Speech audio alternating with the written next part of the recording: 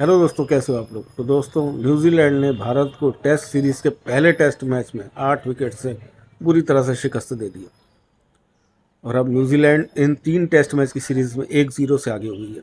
क्या शानदार जीत न्यूजीलैंड की। बेंगलोर के स्टेडियम में भारत को बिल्कुल धराशायी करके रख दिया। जिस तरह का प्रदर्शन न्यूजीलैंड ने किया, वाकई काबिल तारीफ है।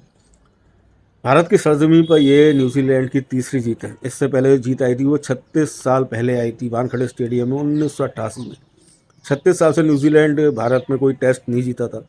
सीरीज तो दूर की बात है, कोई टेस्ट नहीं जीता था। और आज वो दिन आ गया जब ये रिकॉर्ड टूट गया और 36 साल बाद न्यूजीलैंड ने भारत की सरजमीन पे ये टेस्ट मैच जीत लिया।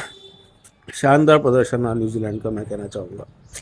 भारत भारत की तरफ से अब क्या कहूँ, शुरुआत से लेकर आखिर तक गलतियों पे गलतियाँ होती रही। रोहित शर्मा की बहुत हल्की कप्तानी, जो थिंक टैंक है उनके गलत निर्णय, एक के बाद एक कुछ भी भारत के लिए सही नहीं हुआ। इस टेस्ट में टॉस जीतकर पहले बल्लेबाजी करना, ये थिंक टैंक का ऐसा निर्णय जो सबको चौंका देने वाला था। ओवरकास्ट कंडीशन, पहली बैटिंग करना, एक के बाद एक खिलाड़ी को आउट हो जाना। 46 रन पे ऑल आउट हो गई टीम। 5 खिलाड़ी तो जीरो पे ही चले गए। ओवरकास्ट कंडीशन में खुद बैटिंग लेके अपने पैरों पे कुल्हाड़ी मारना और आखिरी तक जो बैड लक था वो भारत के साथ ही रहा। 46 रन पे आउट हो जाने के बाद 300 जो 56 रन की लीड थी उसके नीचे ही दब गया भारत। और कुछ पैचेस में अच्छा प्रदर्शन किया भारत ने, लेकिन कुछ पैचेस से टेस्ट मैच जीता नहीं जाता। पूरे टेस्ट मैच में प्रदर्शन अच्छा करना पड़ता है, तब जाके टेस्ट मैच की जीत आती है, जैसा कि न्यूजीलैंड ने किया। पहले तो मैं कहना चाहूँगा रोहित शर्मा की इसमें बहुत ज़्यादा जो है हल्की कप्तानी रही। जब उन्होंने टॉस जीत कर निर्णय लिया पहली बैटिंग करने का, पहले तो ये कप्तानी मुझे समझ में नहीं आया इसका, क्योंकि रोहित शर्मा प्रेस कॉन्फ्रेंस में कहा कि निर्णय उनका था। ऐसे तो निर्णय जो होता है वो पूरे थिंक टैंक का होता है, पूरे खिलाड़ियों मिलकर बैठ के निर्णय करते हैं। लेकिन ये अच्छी बात है कि उन्होंने जिम्मेदारी खुद ली कि उनका निर्णय था। उसके बाद जब पहली बैटिंग करने अपनी पहली इनिंग में न्यूजीलैंड बैटिंग करने आया तो 231 रन पे 7 विकेट गिर चुके थे। 200 रन की भी रीड नहीं हुई थी अभी न्यूजीलैंड की। और सऊदी जो टेल एंडर है वो सामने आ गए थे। सचिन रविंद्र हालांकि एक जो प्रॉपर बल्लेबाज है वो सामने खेल रहे थे, लेकिन सऊदी आ चुके थे। वो सऊदी एक टेल एंडर है, उनके सामने बिल्कुल उनको छूट दे दी रन बनाने की। सऊदी 65 रन बना गए। जहाँ बुमराह को लाना चाहिए था टेल एंडर के आगे, विकेट लेना चाहिए था, अपने फास्ट बॉलर को लगाना चाहिए था, वहाँ स्पिनर को लगाते गए। और स्पिनर के खिलाफ जो सऊदी है वो काफ़ी अच्छा खेल रहे थे। देखते हुए भी स्पिनर को नहीं हटाया, अपने फास्ट बॉलर को नहीं लगाया रोहित शर्मा ने। पता नहीं इसकी क्या वजह थी। 80 ओवर होने का इंतजार करते रहे कि बॉल नहीं आए, फिर अपने फास्ट बॉलर्स को लगाएं। और जब तक 80 ओवर आते तब तक तो 300 से ऊपर की लीड हो गई थी। तो ये यहाँ बहुत हल्की कप्तानी मुझे लगी रोहित शर्मा की।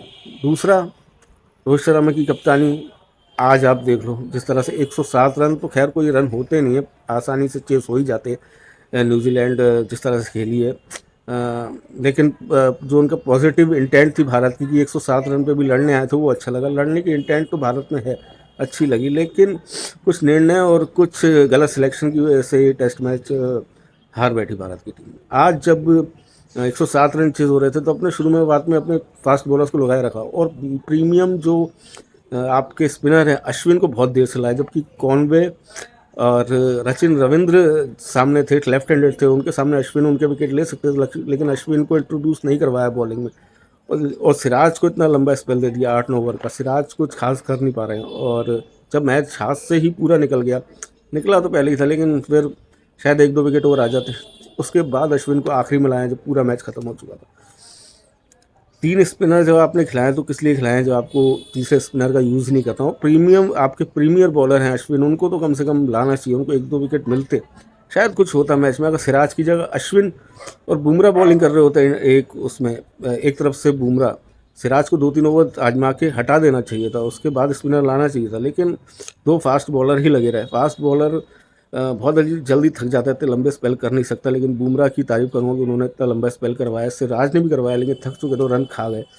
सिराज से थोड़ा कम बॉलिंग करवा के अश्विन को पहले लाना था, अगर मैच में कुछ रोमांच लाना था, लेकिन रोहित शर्मा ने किया ही नहीं ऐसा कुछ। तो ये 2 जगह जो रोहित शर्मा के 2-3 जगह थे वो डिसीजन काफ़ी गलत हो गए। दूसरा मैं कहूँगा कि जो कोलैप्स है जो भारत को हुआ, एक बार नहीं 2 बार कोलैप्स हुआ भारत का। भारत वापसी कर रहा था। सरफराज खान, ऋषभ पंत, हमारे जो टॉप 5 बैट्समैन थे। दूसरी पारी में उन्होंने वापसी करवा दी थी इस मैच में। जिस तरह से यशस्वी जायसवाल खेले और जिस तरह से रोहित शर्मा खेले, कोहली खेले, सरफराज कमाल की नहीं खेले, और ऋषभ पंत जिस तरह से 99 रन के स्कोर पे आउट हो गए और अच्छी नहीं खेले, उसके बाद जो कोलैप्स हुआ, एक तो 46 रन पे पहला कोलैप्स जब आउट हुई, उसके बाद ये 57 रन पे दूसरा कोलैप्स, 7 विकेट भारत के गिर गए।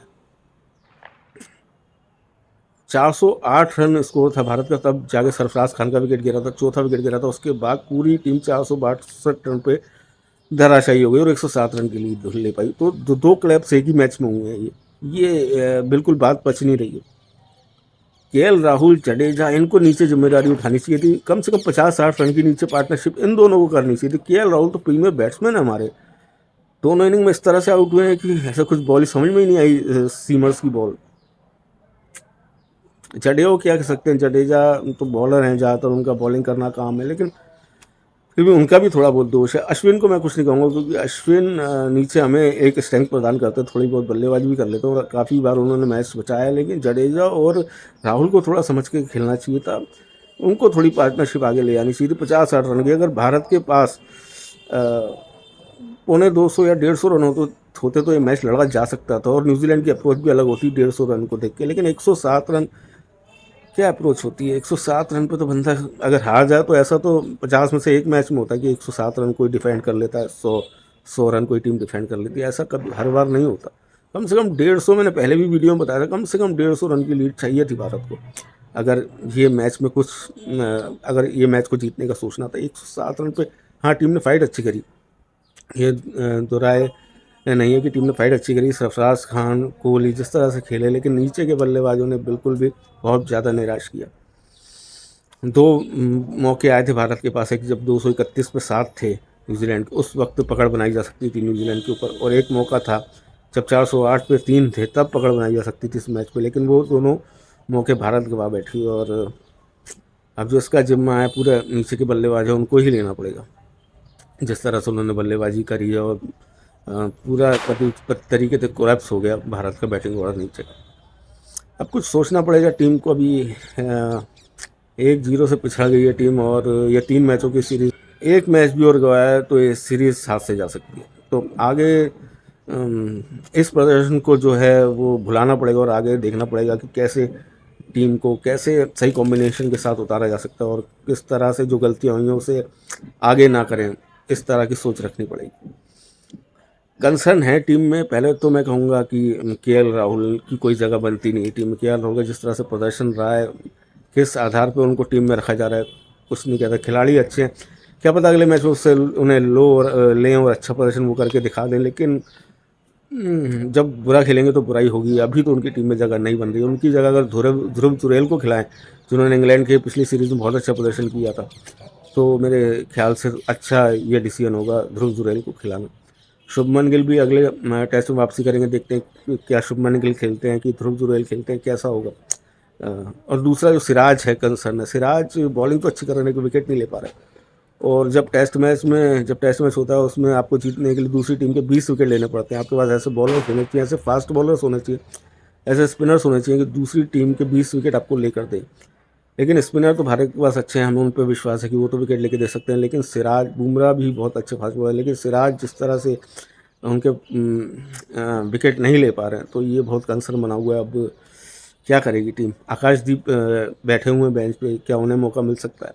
मुझे तो लगता है हाँ, मिलना चाहिए, आकाशदीप को मौका मिलना चाहिए, क्योंकि जिस तरह से बांग्लादेश की सीरीज़ में उन्होंने कारनामा करके दिखाया, बैटिंग भी अच्छी खासी कर लेते हैं, तो शायद बैटिंग में भी नीचे थोड़ी स्ट्रेंथ बढ़ेगी और बॉलिंग भी अच्छी कर रहे हैं, तो आकाशदीप को सिराज की जगह मौका मिलना चाहिए। बाकी 24 तारीख से अगला मैच है जो पुणे में खेला जाना है। पिच कैसी बनती है, इसी तरह का क्रिकेटिंग विकेट बनता है या स्पिनिंग ट्रैक बनाएगा भारत, देखना होगा, क्योंकि मुझे तो ऐसा लगता है वहाँ स्पिन ट्रैक बनने वाला है, जिससे भारत कम से कम इस सीरीज़ को लेवल कर सके अपने घर में। न्यूजीलैंड बहुत अच्छा खेली, न्यूजीलैंड को बधाई, और भारत को जो है अपनी गलतियों से सीखना पड़ेगा। अगले वीडियो में आपसे फिर मुलाकात करूँगा, तब तक के लिए आज्ञा दीजिए। धन्यवाद, जय हिंद।